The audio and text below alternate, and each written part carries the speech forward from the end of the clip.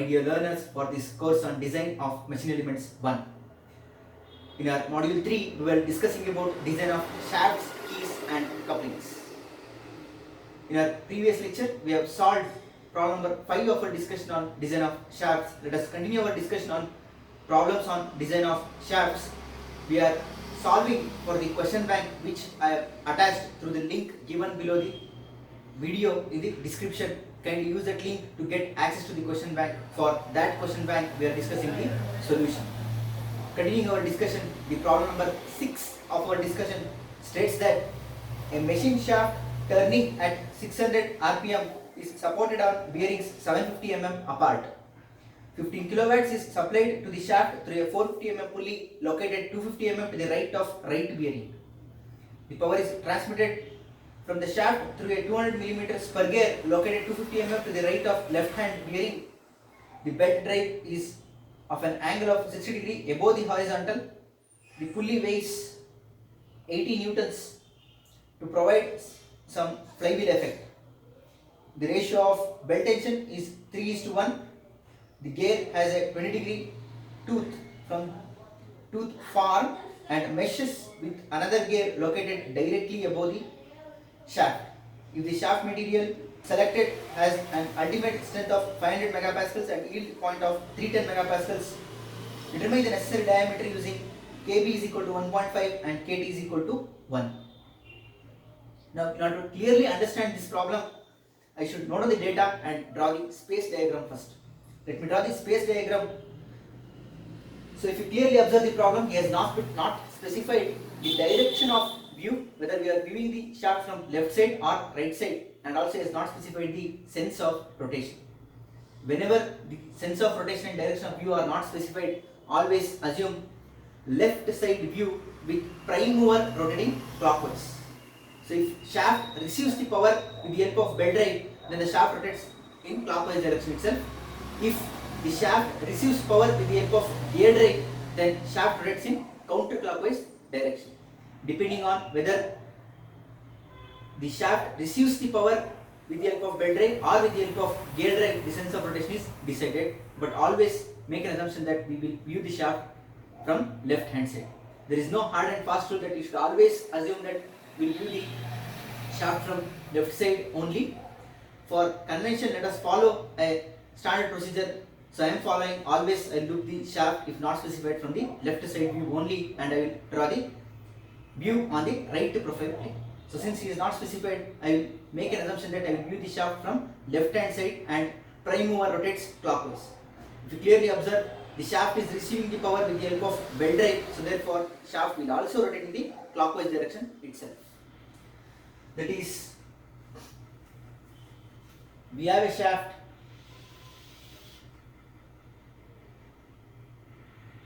between the bearings of 750 mm apart. The distance between the shaft is specified as 750 millimeters. A 15 kilowatt is supplied to the shaft through a 450 mm pulley located 250 mm to the right of right bearing. So this is right hand bearing.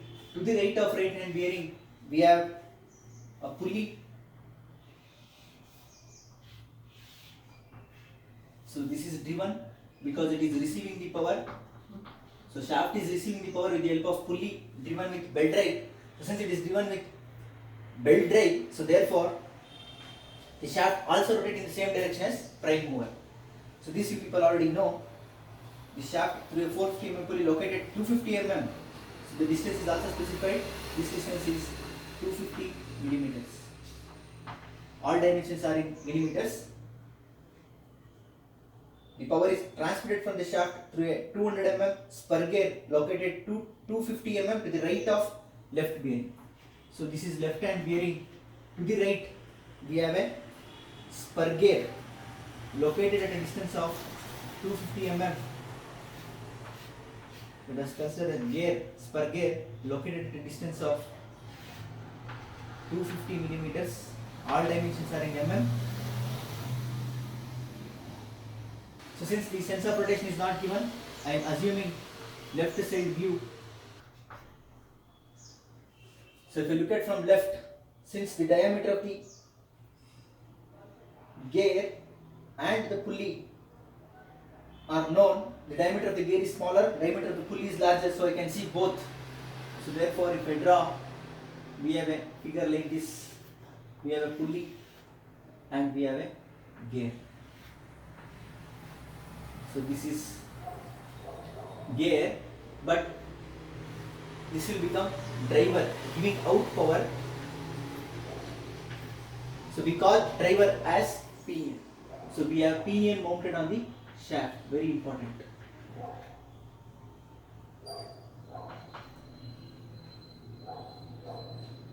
So the pinion is giving out power directly above shaft. It is giving out power directly above, and also we are assuming that assume left side view and prime mover rotates clockwise. So your prime mover is connected to the pulley, so therefore pulley should also rotate in clockwise. So therefore we should consider the rotation as clockwise. The shaft is rotating in clockwise direction. Whereas he has given that the pulley is receiving power horizontally 60 degree above. So therefore, if I look at from left side view, on the shaft we have a pulley. So pulley is receiving power horizontally 60 degree above. So like this we have the arrangement. So now on to the right profile plane, if I project the pulley and the prime mover, from the horizontal we have the inclination of 60 degree. Now if I want to see, I will rotate. So if I rotate, I will get like this, that is like this. Hope the concept is clear. So the resultant will be at an angle of 60 degrees. This is clear. Now coming for the gear, gear is giving out power directly above it. So therefore it is giving out power directly above. So here we will get the point of contact. Since it is a pinion, I should mark the direction opposite to the sense of rotation. So therefore this will be the direction of Ft. Very important, make a note of it. For pinion, always at the point of contact mark Ft opposite to the sense of rotation. For driven, that is for gear, mark the direction of Ft in the same direction as sense of rotation. Always Fr acts towards the center. So this is the direction of Fr, where we are getting clockwise rotation. So since the shaft receives power with belt drive, therefore shaft rotates clockwise. If the shaft would have been received the power with the help of gear drive, then it will be rotating in counterclockwise direction. So this is clear for us. Now let me list out the other data given for me. That is, he has specified the RPM N is equal to 600.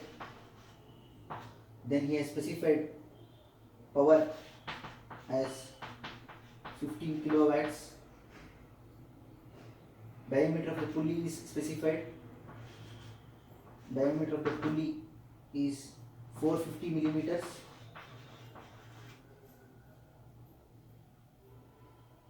Diameter of the gear is specified.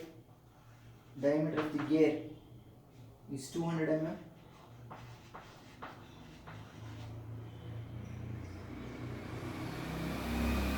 The is at an angle of 60 degree horizontal and above.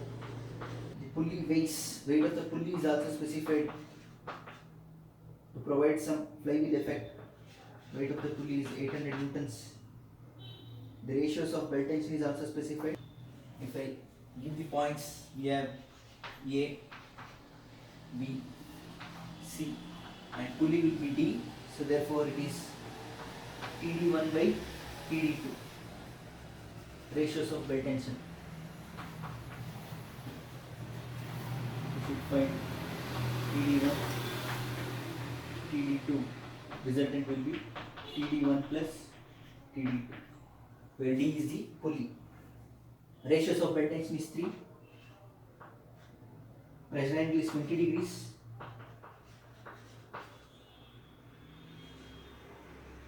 he has given ultimate and yield strength. Sigma ultimate is 500 and sigma yield is 310. Apart from that, he has specified KB and KT.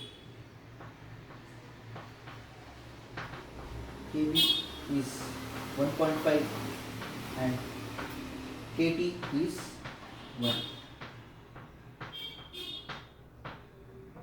So this is about the data given for us. Let us solve this problem.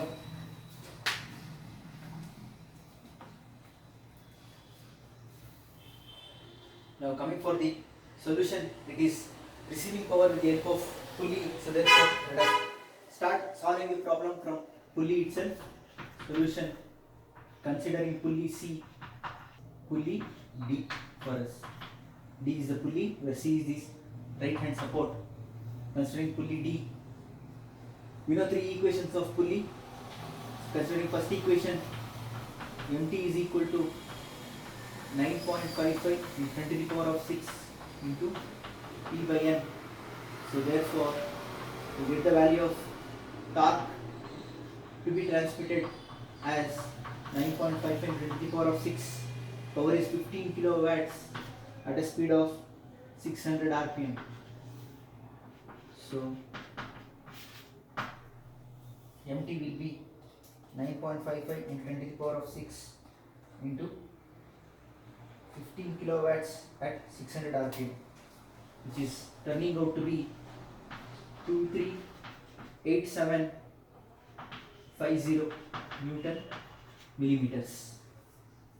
Moving for the second equation, that is ratios of belt tension TD1 by TD2 is equal to e power mu theta, but he has given the ratio itself, that is e power mu theta value is 3 for us. So given, hence I will get the equation as TD1 multiply and take inside minus 3D2 is equal to 0. Take it as equation 1. Moving for third equation, that is MT is equal to TD1 minus TD2, difference in belt tensions into radius of the pulley, that is radius of D. So therefore I will get TD1 minus TD2 is equal to, MT is known, 238750 divided by radius of pulley 450 by 2.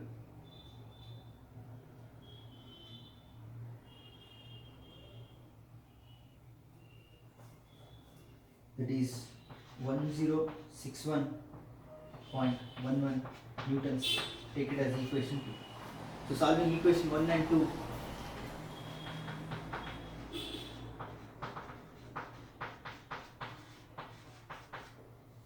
I will get TD1 and TD2 as, going for equation 1 minus 3 0, 1 minus 1 1061.11.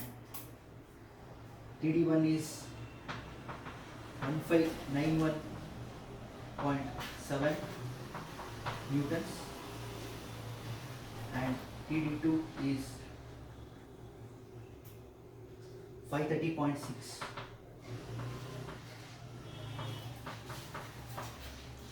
So this completes the calculation of TD1 and TD2, that is tension in tight side and tension in slack side.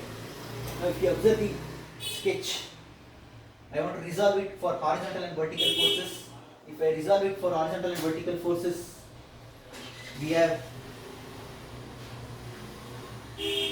forces acting like this for a free body diagram.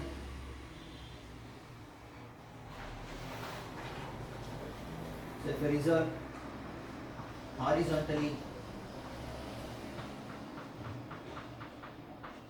and vertically, we will get horizontal component as TD1 plus TD2 cos theta. This as TD1 plus TD2 sin theta. So therefore, total horizontal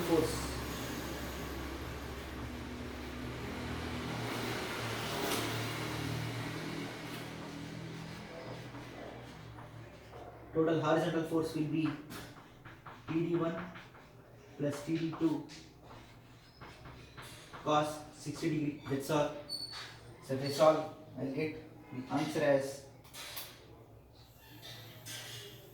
1591.7 plus 530.6 into cos of 60 degrees, which is turning out to be 1061.15. 1061.15 newtons. Now if you observe, I am looking at the shaft from left side. If you look at the shaft from left side, the force, horizontal force is moving away from me. That is, the horizontal force is moving away from the observer. Whenever the horizontal force moves away from the observer, then you should mark it as vertically downward in the horizontal load diagram. If this force acts towards the observer, you should mark it as vertically upwards in the horizontal load diagram. Now moving for total vertical force. Total vertical force is TD1 plus TD2 sin 60 degree. In addition, he has specified the weight of the pulley, so I should consider it. So the problem is TD1 plus TD2 sin 60 is acting upwards, whereas the weight acts downwards. So therefore, I should subtract weight.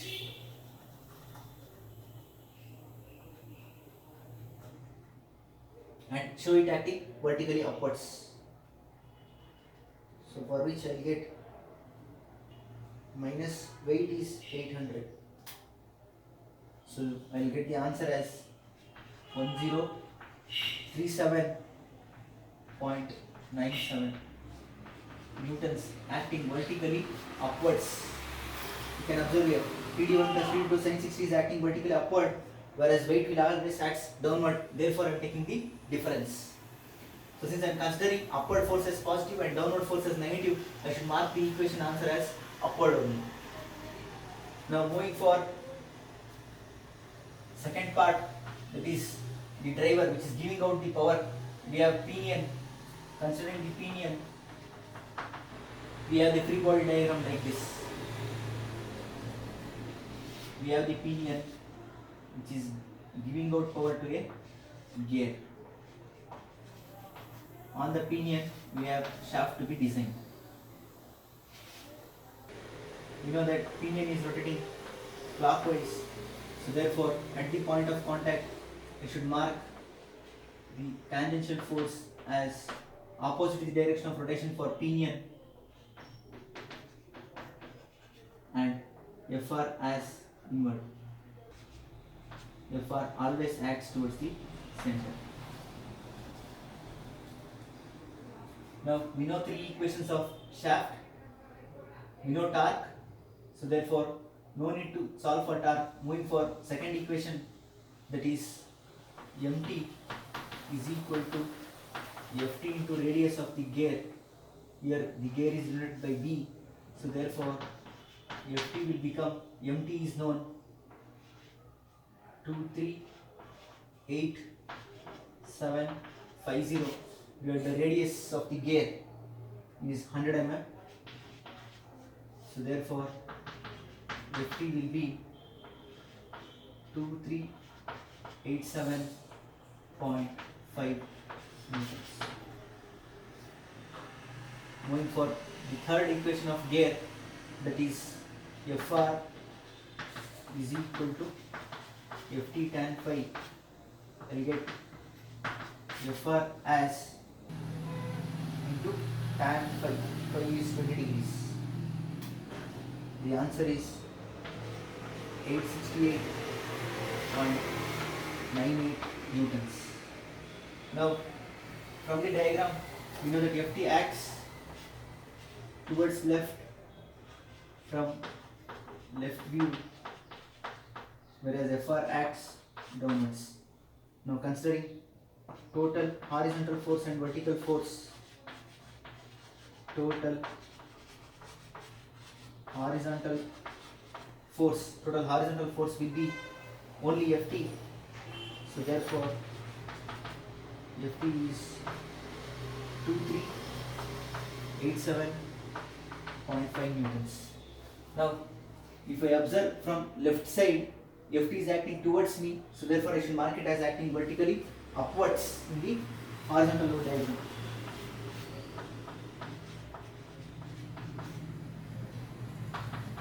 Total vertical force is Fr alone, so therefore Fr is known 868.98 newtons acting vertically downwards, no problem. So let us transfer these forces to horizontal and vertical force diagrams. Now considering horizontal force diagram, that is HLD or HFD, horizontal load diagram, if we use different chalk, we have supports REA horizontal and RC horizontal.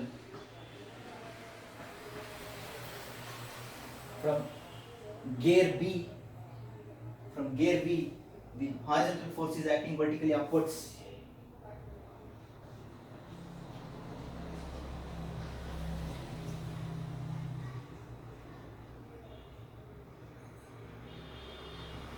Whose magnitude is 2387.5.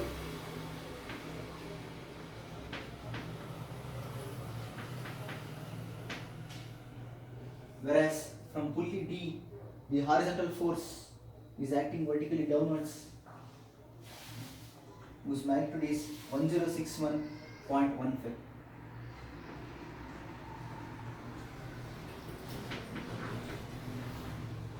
This completes the horizontal load diagram. Moving ahead for vertical force diagram.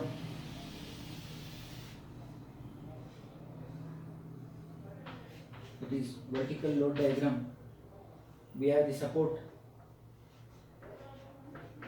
reactions, RA vertical and RC vertical.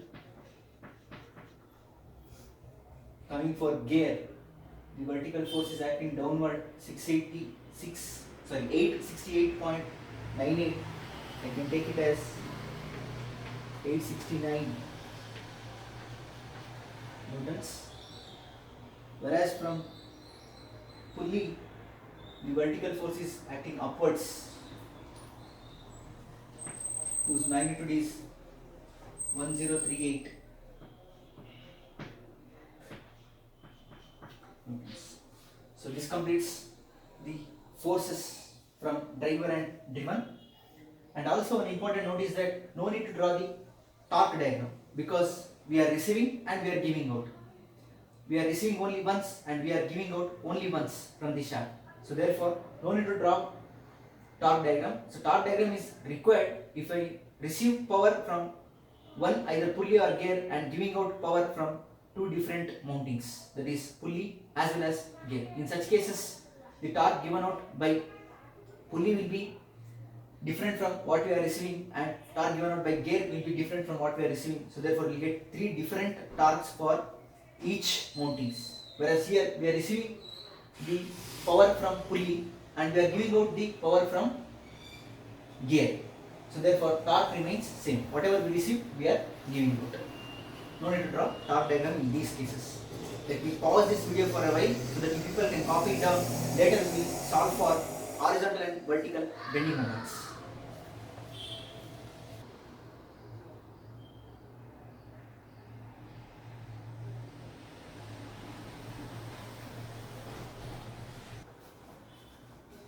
Now moving ahead to calculate the bending moments.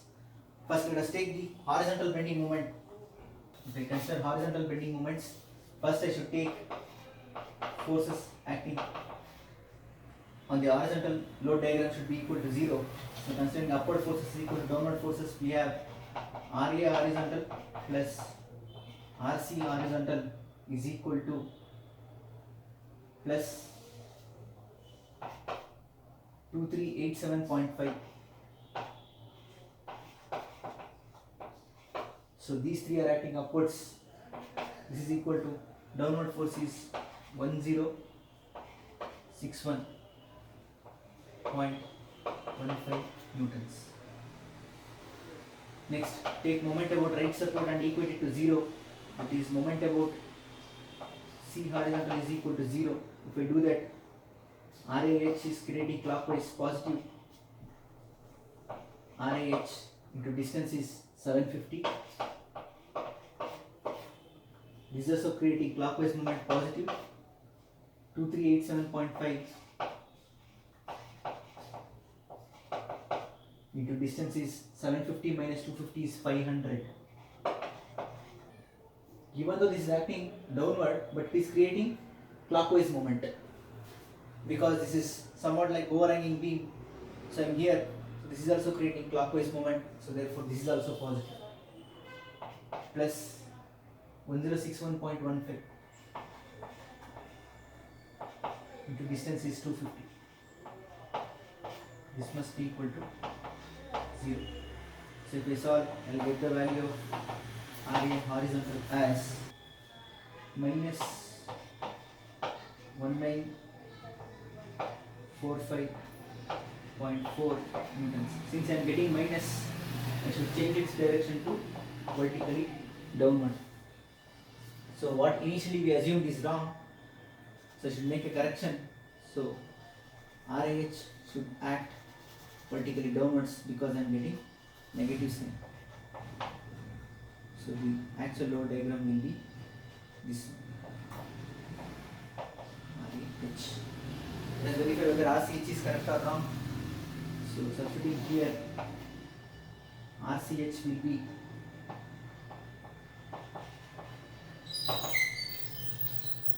RAH is minus 1945.4 plus alpha x plus 2387.5 is equal to 1061.15. If I solve, I will get RCH as 619, which is correct. Since I am getting positive, the direction what we have took is correct, so it is upwards. So this completes all three forces in the horizontal load diagram. Now I can calculate the moments. Moment about A is 0. Moving for moment about point B horizontal, it is RA horizontal is creating counterclockwise moment, so therefore minus RAH is 1945.4 into distance will be 250.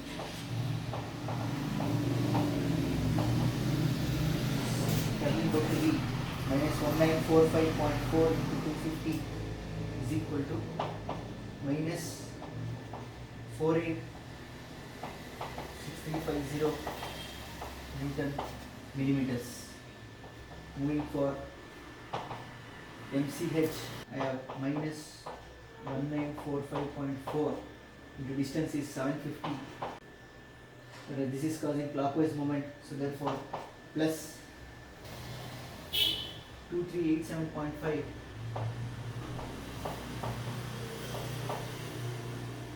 into 500.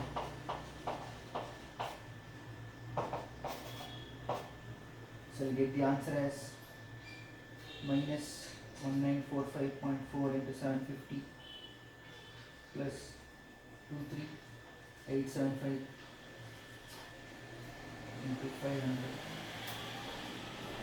So I'll get the value as minus 265300 Newton millimeters.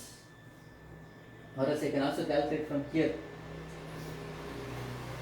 So if I calculate from here, I will get the moment as 1061.15 into 250, which is same 265,300.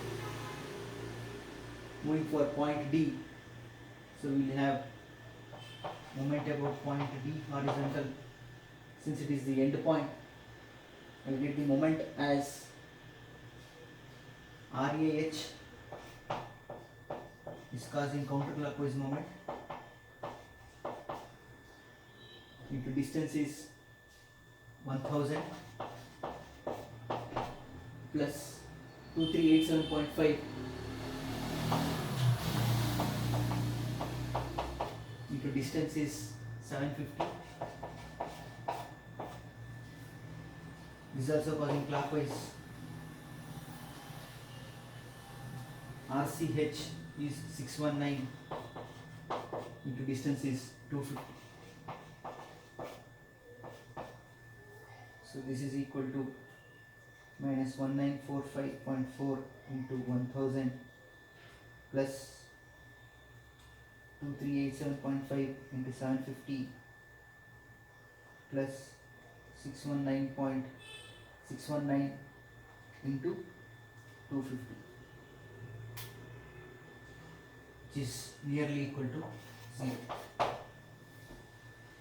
So always at the end we will get the moment as 0. Since it is a overhanging beam, I am getting 0 at one reaction and at point D, not at C. B, C, B and A. So this completes horizontal bending moments. Moving for vertical bending moments calculation, first step is that summation of forces acting vertical should be equal to 0. So if I do that, we have RA vertical plus RC vertical plus 1038 should be equal to 869. Now taking moment about right support, moment about MC vertical is equal to 0. I will get RA vertical into 750. So minus, because that is causing counterclockwise moment, 869 into distance is 500. So this is causing again counterclockwise moment only. So therefore minus 1038 into distance is 250. This is equal to 0. So therefore RA vertical will be, so this substitute here, I will get the value of RC vertical. The answer is, so if I solve, I will get the answer as 925.33.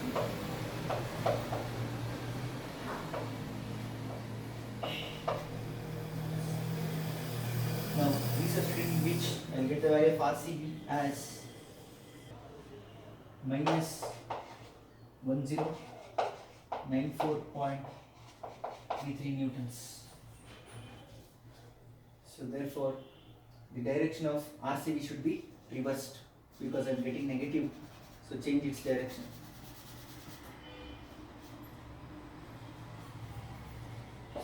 This is the correct direction of RCB.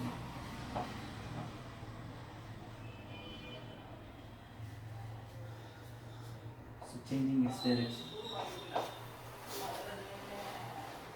Now we can calculate the bending moments. Moment about A will be 0. Next, moment about B vertical is, RA vertical is causing clockwise movement, so therefore plus 925.33 into distance is 250. We get the answer as 925.33 into 250, which is equal to 231,332.5 Newton millimeters. Next, if I calculate for MCV, I will get the answer as 925.33 into 750, 869 is causing counterclockwise moment, so therefore negative minus 869 into 500. So MCB will be 925.33 into 750 minus 869 into 500, which is turning out to be 259497.5 Newton millimeters. However, at the end we should get moment as 0, so therefore MdV should be nearly equal to 0. We have points A, B, C and D. So we have calculated moments at all points, so therefore I can calculate the resultant bending moment. So moving ahead for resultant bending moments, we know that resultant bending moment is equal to square root of horizontal square plus vertical square. So I will get MA as 0, MB is equal to square root of 486350 square plus vertical is 231332.5 square, which is turning out to be 538563 538564 Newton millimeters. Moment about point C will be 265300 square plus 259497.5 square, which is turning out to be 371111. So the answer is MB. This is what I require. We have found out the maximum bending moment and MB is 0. So this long procedure what we employed is to find this value, the maximum bending moment, which is at point B, 538564 Newton millimeters. Let us transfer this to the diagram, that is drawing horizontal bending moment diagram XBMB. At point A we have 0, at point B it is minus 486350,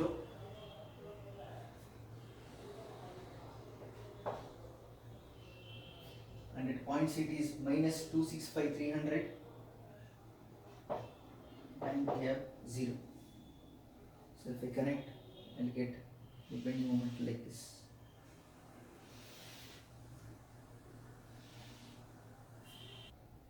Four eight 486350.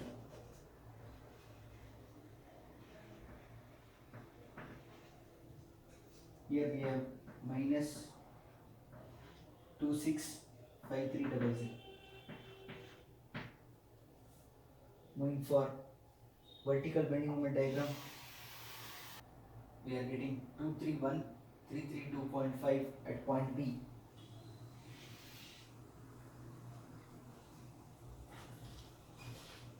And then we are getting 25, and then we are getting 0. So if I mark, I will get 231332.5. Here I am getting 259496. So this is about vertical bending moment diagram. Finally, if I draw resultant bending moment diagram, at point B it is 538564, at point C it is 37.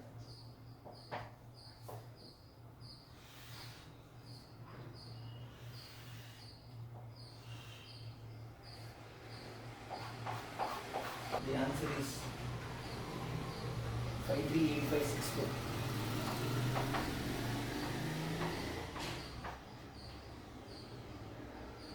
Here we are getting 3741s.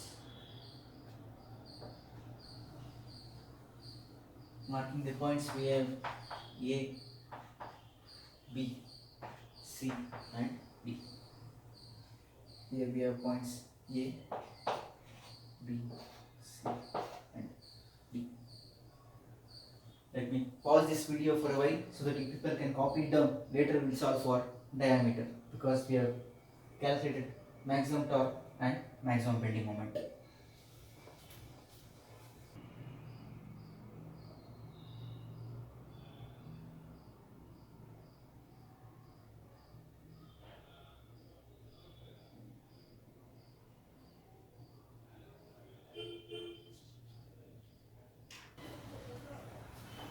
Now solving for diameter, since he has given ultimate and yield strengths, I should use ASME standards to find tau allowable and sigma allowable. Let us do that first. According to ASME standards, we know that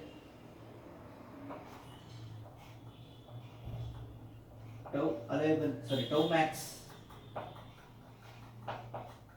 is equal to 0.3 times sigma yield.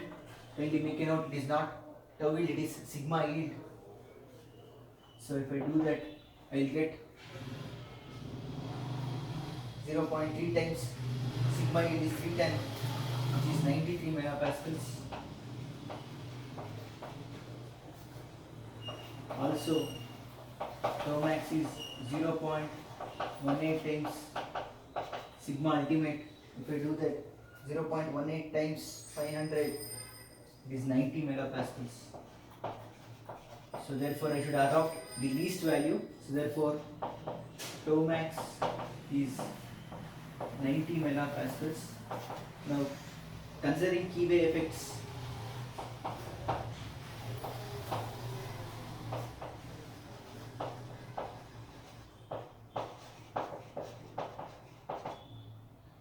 if I consider the keyway effect, 25% of strength is lost, so therefore tau allowable will become 75% of the maximum, that is 90. So 75% of 90 will be 67.5 megapascals.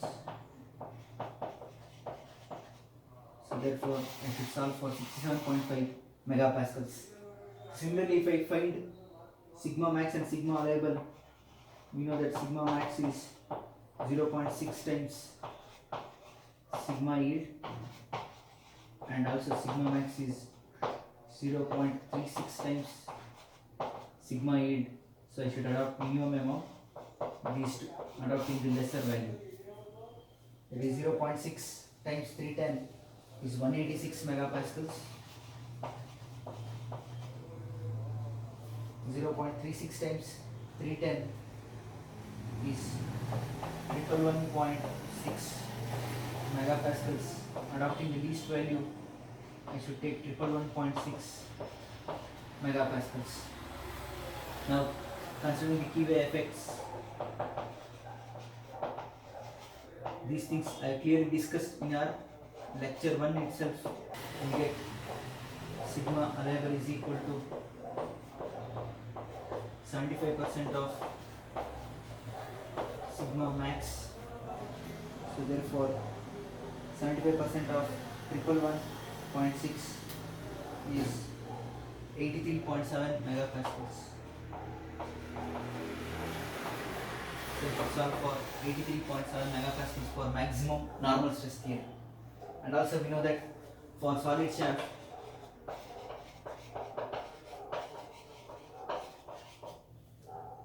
the value of K, diameter inner by diameter outer, is equal to 0. So now let us determine the diameter. First one,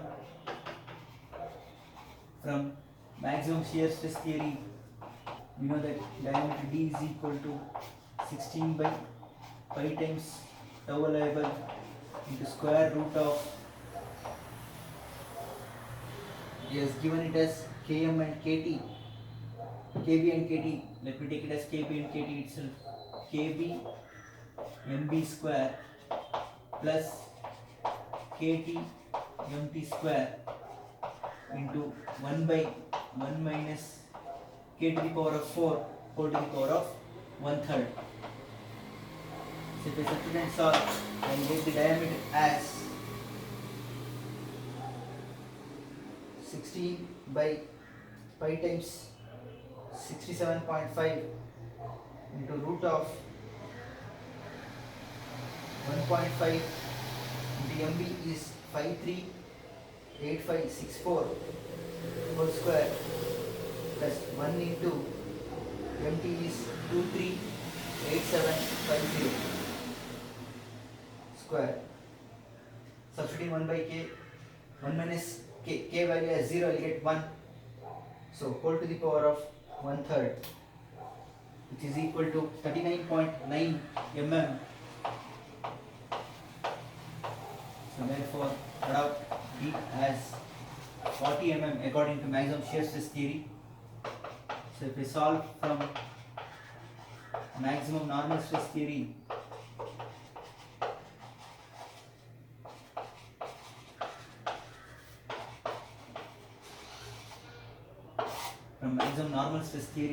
we know that D is equal to 16 by pi sigma allowable into Kb mb plus square root of Kb mb square plus Kt mt square into 1 by 1 minus k to the power of 4 whole to the power of 1/3. If I do this, I will get the answer as 16 by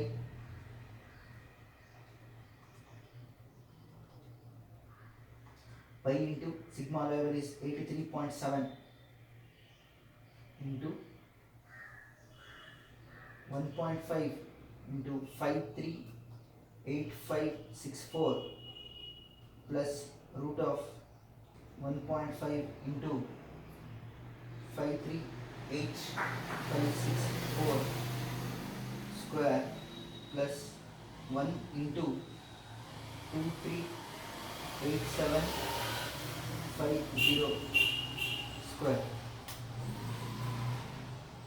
whole to the power of 1/3. We are getting a large difference in diameter. So somewhere we have done a mistake. 0.3 sigma yield, 0.18 sigma ultimate, 0.6 sigma yield. Oh. So kindly make correction. It is 0.36 sigma ultimate. 0.36 sigma ultimate. So we have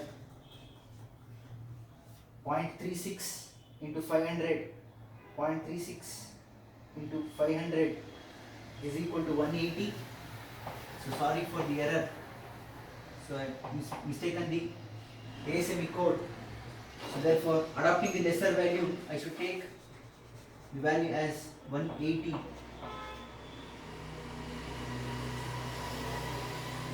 0.75 into 180 is 135 megapascals.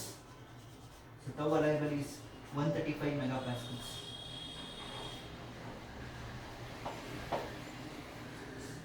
So now it is correct. The mistake what we have done is the ASME code is 0.6 sigma yield, whereas this 0.36 sigma ultimate. So if you take ultimate as 500 times 0.36 is 180, lesser is 180. So 0.75 times 180 is 135. Now let us solve for diameter. So if I solve for diameter, I will get the answer as, so the diameter is 39.65 mm. So almost nearer. So therefore adopt diameter as 40 millimeters. So the solution for the problem is diameter is 40 millimeters. That's all from this lecture. Thank you all.